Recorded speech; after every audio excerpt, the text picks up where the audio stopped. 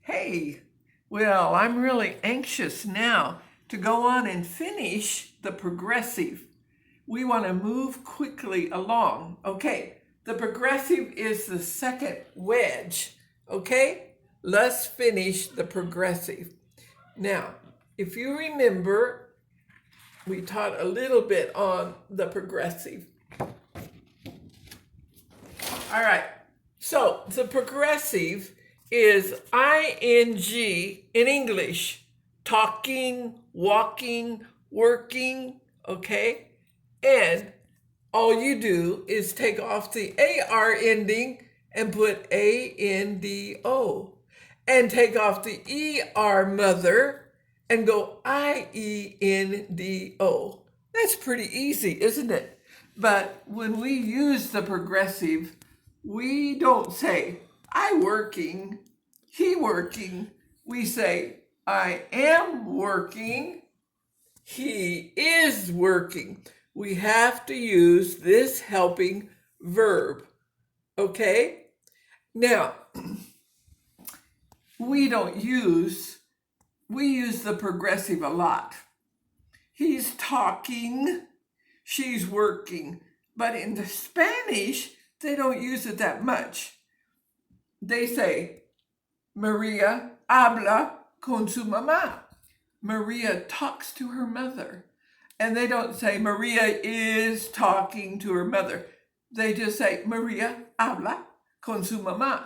So a lot of times they just use present tense and they don't use the ing.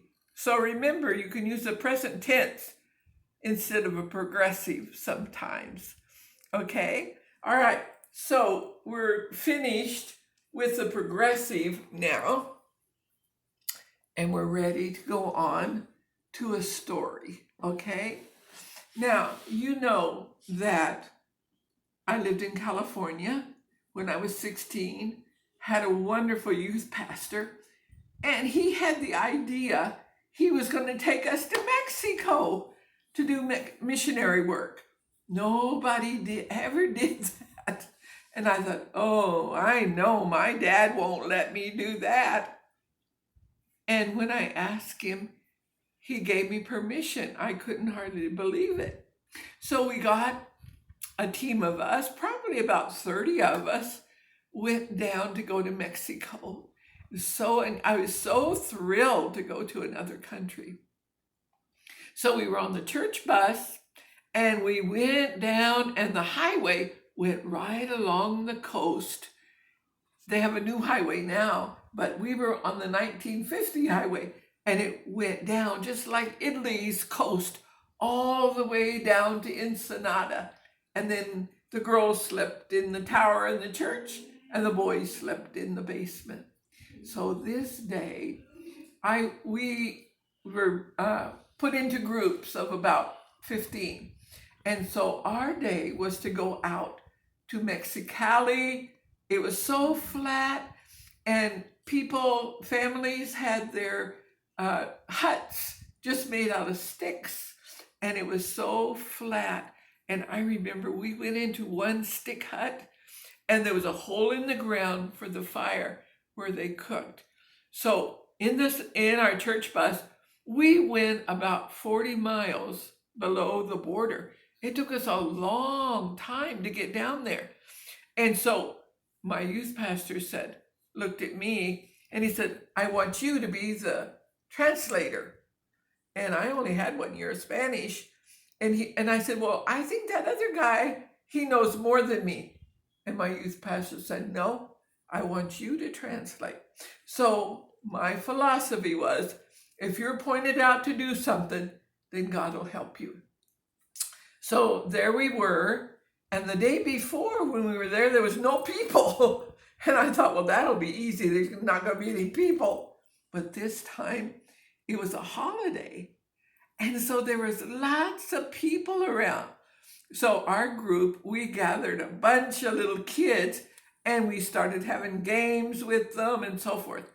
So when we were running around, ring around the rosy, a girl from our team fell flat on her stomach over one of the humps or adobe rocks that was there.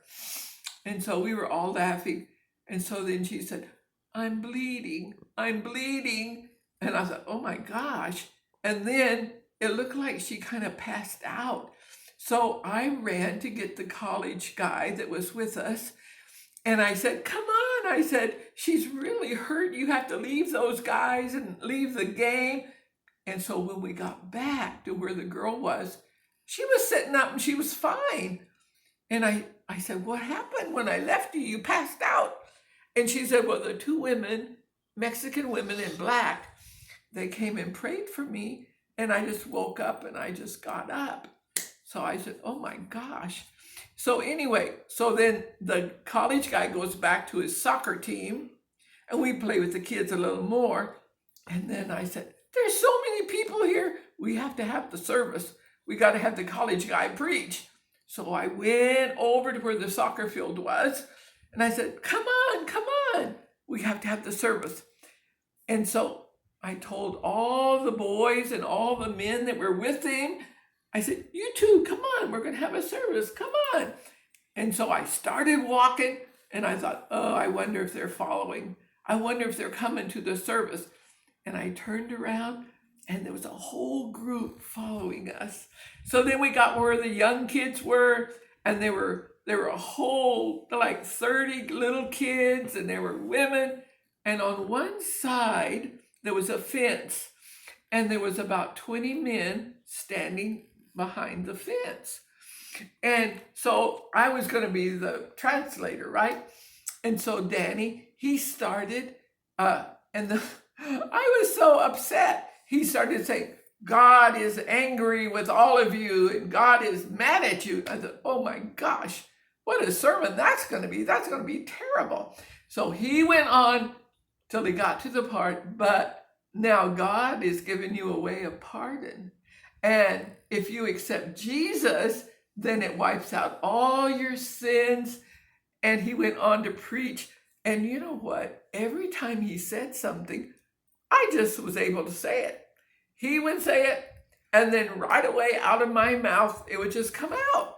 And I was just amazed how easy it was going until he looked at me and he said, okay, now you ask the invitation. And I said, what? I'm the translator. You're supposed to do it, and I translate. So he gave me the job, and never in my life did I ever give the invitation to accept Jesus to anybody. And so I think he asked them to raise their hand if they wanted to accept Jesus in their heart and have forgiveness. And you know what?